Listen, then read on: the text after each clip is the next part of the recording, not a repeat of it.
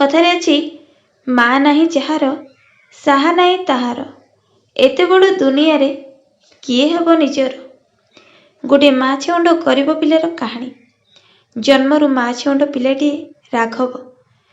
ବାପା ପୁଷ୍କର, ତାର ମା ବାପା ଉଭୟ। ପିଲାଟିର ସମସ୍ତ ଦାୟିତ୍ୱ ନିଜେ ତୁଲେଇଥାନ୍ତି। କିନ୍ତୁ ତାଙ୍କ ପାଖରେ ଅର୍ଥର ଘୋର ଅଭାବ। ବହୁ କଷ୍ଟ କରି 2 ପଇସା କମେଇଥାନ୍ତି। ପୁଅକୁ ଭଲ ପାଠ ପଢ଼ାଇବା ପାଇଁ ପ୍ରବଳ ଇଚ୍ଛା, ହେଲେ ଅନ୍ୟମାନଙ୍କ ପରି ପୋଷାକପତ୍ର, ବହି, ଖାତା, କଲମ, ଖେଳଣା ଏସବୁ ଯୋଗାଇବାର କ୍ଷମତା ନଥାଏ ତାଙ୍କର। ପୁଅକୁ ଗାଁ ସ୍କୁଲରେ ନାମ ଲେଖାଇ ପ୍ରତିଦିନ ସାଙ୍ଗରେ ନେଇ ସାଙ୍ଗରେ ଆଣନ୍ତି। ସ୍କୁଲ ଶିକ୍ଷକମାନଙ୍କୁ ନେହୁରା ହୋଇ କୁହନ୍ତି, ସାର୍, ମା ଛେଉଣ୍ଡ ପିଲାଟା, ଟିକିଏ ଧ୍ୟାନ ରଖୁଥିବେ। ଯେତିକି ପଢ଼ୁଛି ପଢ଼ୁ, ମାରଧର କରିବେନି। ସେଇ ଏକା ମୋର ସାହା ଭରସା। ଏପଟେ ବାପର ଗେଲବସର ପାଇଁ ରାଘବ ଟିକେ ଦୁଷ୍ଟ ଆଉ ଚଗଲା ପ୍ରକୃତିର ଥିଲା। ପାଠ ଶୁଣିଲେ ସିନା ମନେ ରଖିବ, ସବୁବେଳେ କ୍ଲାସରେ ଅନ୍ୟମନସ୍କ। ପାଠ ପଚାରି ଶିକ୍ଷକ ନିତିଦିନ ଅପମାନ ଦିଅନ୍ତି। କଥା କ'ଣ କି, ଭଲ ପଢ଼ୁଥିବା ପିଲାମାନେ କେହି ତାକୁ ସାଙ୍ଗ କରନ୍ତି ନାହିଁ। ଯେତେକ ଦୁଷ୍ଟ ପିଲା ତା ସାଙ୍ଗରେ ସାଙ୍ଗ ହୁଅନ୍ତି। ଏସବୁ କଥା ଜାଣି ପୁଷ୍କର ବଡ଼ ଚିନ୍ତିତ ଥିଲେ। କ'ଣ କରିବେ କିଛି ଭାବି ପାରୁନଥିଲେ। କେହି କେହି କୁହନ୍ତି, ଯେତେ ଯାହା କଲେ କ'ଣ ହେବ, ଜଣେ ବାପା କ'ଣ ମା ପରି ହୋଇପାରିବ? ମା ନାହିଁ ଯାହାର, ସାହା ନାହିଁ ତାହାର। ସାହି ପଡ଼ିଶା ଆଉ ବନ୍ଧୁବାନ୍ଧବମାନେ ପୁଷ୍କରକୁ ଦ୍ୱିତୀୟ ବିବାହ କରିବା ପାଇଁ କୁହନ୍ତି। କିନ୍ତୁ ସେ କାହା କଥାରେ ରାଜି ହୁଏନା। କାଳେ ସାବତ ମା ଆସିଲେ ପୁଅକୁ ଅନାଦର କରିବ। କାଳେ ସାବତ ମା ମୋ ପୁଅକୁ ଭଲ ନ ପାଇବ। କିଛି ଲୋକ କୁହନ୍ତି, ପିଲାଟାକୁ ହଷ୍ଟେଲରେ ଛାଡ଼ିଦେଲେ ଭଲ ପଢ଼ିବ ଆଉ ସୁଧୁରିଯିବ ମଧ୍ୟ। ହେଲେ ତା ପାଖରେ ଏତେ ସମ୍ବଳ କାହିଁ? କୋଉଠୁ ଆଣିବ ଏତେ ଟଙ୍କା? ସାମାନ୍ୟ ଟିଉସନଟିଏ ଦେଇପାରୁନି ସେ।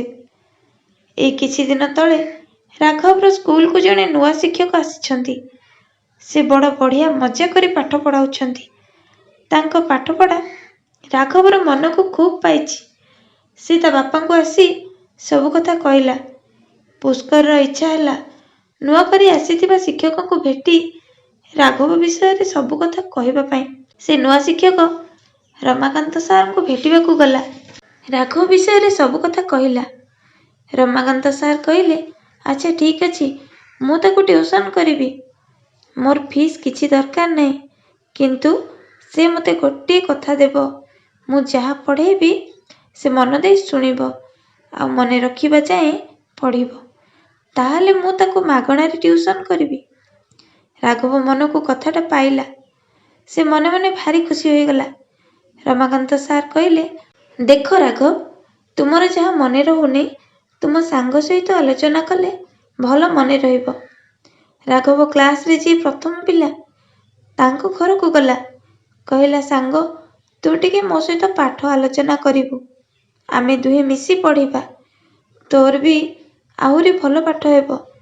କିନ୍ତୁ ତା ସାଙ୍ଗ କହିଲା, ମୋର ବହୁତ କାମ ଅଛି, ତୋ ସାଙ୍ଗେ ପଢ଼ିବାକୁ ମୋର ସମୟ ନାହିଁ। ସେ ଚାହୁଁନଥିଲା ରାଘବ ଭଲ ପଢ଼ୁ। ସେଇଠୁ ରାଘବ ତା ସାଙ୍ଗର ମନ ବୁଝିପାରିଲା। ସେ ରାଗିଯାଇ କହିଲା, ହଉ ଠିକ୍ ଅଛି, ଦିନ ଆସିବ ମୁଁ ବି ଭଲ ପଢ଼ିବି ଆଉ ବେଶୀ ଭଲ ନମ୍ବର ରଖିବି, ବଡ଼ ଚାକିରି ମଧ୍ୟ କରିବି। ମୋ ପାଖରେ ବି ସମୟ ନଥିବ ସେତେବେଳେ। ରମାକାନ୍ତ ସାର୍ ରାଘବକୁ ପଢ଼ାଇବା ପାଇଁ 2 ଘଣ୍ଟା ସ୍କୁଲ ସମୟ ପୂର୍ବରୁ ଆସି ରାଘବକୁ ଟ୍ୟୁସନ୍ କରନ୍ତି। ସେ ମଧ୍ୟ ଖୁବ୍ ମନ ଲଗାଇ ପାଠ ପଢ଼ିଲା। ସାର୍ ତା ପାଇଁ ବହୁତ ପରିଶ୍ରମ କରୁଥିଲେ। ହୃଦୟରୁ ନିଜ ପୁଅ ପରି ସ୍ନେହ କରୁଥିଲେ, କିନ୍ତୁ କଡ଼ାକଡ଼ି ଭାବେ ପାଠ ଆଦାୟ କରୁଥିଲେ। ରାଘବ ମଧ୍ୟ ସାର୍ଙ୍କୁ ବହୁତ ସମ୍ମାନ କରେ। ଧୀରେ ଧୀରେ ତା ପଢ଼ାରେ ଉନ୍ନତି ଦେଖାଗଲା। ଅନ୍ୟ କେତେ ପିଲା ରାଘବକୁ ସହି ପାରୁନଥିଲେ। ଏଥର ସେ ମଧ୍ୟ କ୍ଲାସରେ ଭଲ ନମ୍ବର ରଖିଲା। ତା ପାଠପଢ଼ାର ସମସ୍ତ ଖର୍ଚ୍ଚ ରମାକାନ୍ତ ସାର୍ ବହନ କରୁଥିଲେ। ଯେତେବେଳେ ଯାହା ଦରକାର ଆଣି ଦେଉଥିଲେ। ପୁଷ୍କର ସାର୍ଙ୍କ ନିକଟରେ କୃତଜ୍ଞତା ଜଣାଉଥିଲା। ସାର୍ ସାନ୍ତ୍ୱନା ଦେଇ କହୁଥିଲେ, ଦେଖିବ, ସେ ନିଶ୍ଚୟ ମଣିଷ ପରି ମଣିଷଟିଏ ହେବ। ତୁମେ ବ୍ୟସ୍ତ କାହିଁକି ହେଉଛ? ଦିନ ଆସିଲା, ରାଘବ ଅଧିକରୁ ଅଧିକ ପାଠ ପଢ଼ି ଚାଲିଲା। 10ମ ପରୀକ୍ଷାରେ 80% ନମ୍ବର ରଖି ପାସ୍ କଲା। ସାର୍ଙ୍କର ସୁନାମ ରଖିଲା। ଗାଁ ଲୋକେ ରମାକାନ୍ତ ସାର୍ଙ୍କୁ ଧନ୍ୟ ଧନ୍ୟ କହିଲେ। ଭଲ କଲେଜରେ ବିଜ୍ଞାନ ପଢ଼ିଲା ରାଘବ। ଗାଁ ସାରା ତାରି ବିଷୟରେ ଚର୍ଚ୍ଚା। ରମାକାନ୍ତ ସାର୍ଙ୍କ ଛାତି ଖୁସିରେ ଫୁଲି ଉଠେ। ଅନେକ ପିଲା ସାର୍ଙ୍କ ପାଖରେ ପଢ଼ିବାକୁ ବସନ୍ତି। ସେ କାହାଠାରୁ କିଛି ବି ପଇସା ନିଅନ୍ତି ନାହିଁ। ତାଙ୍କ ପାଠପଢ଼ାରେ ପିଲାମାନେ ବହୁତ ଖୁସି। ଏପଟେ ରାଘବ ନିଜକୁ ସୈନ୍ୟ ବିଭାଗରେ ଚାକିରି ପାଇଁ ପ୍ରସ୍ତୁତ କରୁଥାଏ। ସେ ଯେତେବେଳେ ସାର୍ଙ୍କୁ ଏକଥା ଜଣାଏ, ସାର୍ ଟିକେ ଅମଙ୍ଗ ହୁଅନ୍ତି। କୁହନ୍ତି, ମୁଁ ମାନୁଛି ତୋର ଦେଶ ସେବା କରିବାରେ ଆଗ୍ରହ ଅଛି। ଖାଲି ଜଣେ ସୈନିକ ଯେ ଦେଶ ସେବା କରେ, ଏ ଧାରଣା ତୋର ଭୁଲ। ମୁଁ ତୋ ପାଇଁ କ'ଣ ସ୍ୱପ୍ନ ଦେଖିଥିଲି ଜାଣିଛୁ? ମୁଁ ଭାବିଥିଲି ତୁ ଜଣେ ଆୟୁର୍ବେଦିକ ଡକ୍ଟର ହୋଇଥାନ୍ତୁ, ରୋଗୀ ସେବା କରିଥାନ୍ତୁ।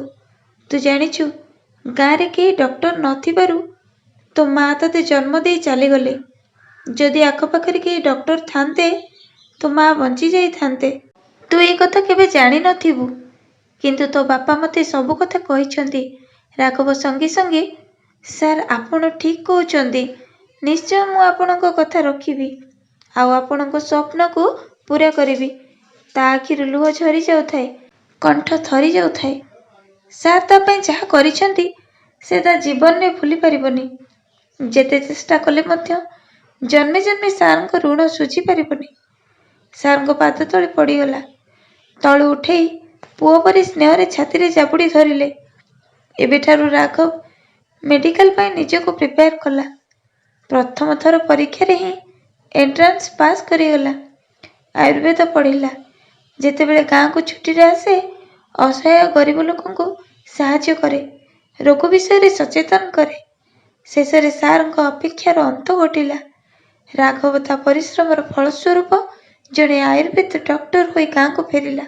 ଯଦି ଚ୍ୟାନେଲକୁ ସବସ୍କ୍ରାଇବ୍ ନ କରି ଦେଖୁଛନ୍ତି, ଦୟାକରି ଚ୍ୟାନେଲକୁ ସବସ୍କ୍ରାଇବ୍ କରିଦିଅନ୍ତୁ। ରାଘବକୁ ସ୍ୱାଗତ ଜଣାଇବାକୁ ରମାକାନ୍ତ ସାର୍ ବହୁତ ବଡ଼ ସମାରୋହର ଆୟୋଜନ କରିଥିଲେ। ଜୟ ଜଗନ୍ନାଥ ସାଙ୍ଗମାନେ। ଷ୍ଟୋରିଟି କେମିତି ଲାଗିଲା ନିଶ୍ଚୟ କମେଣ୍ଟରେ ଜଣାଇବେ।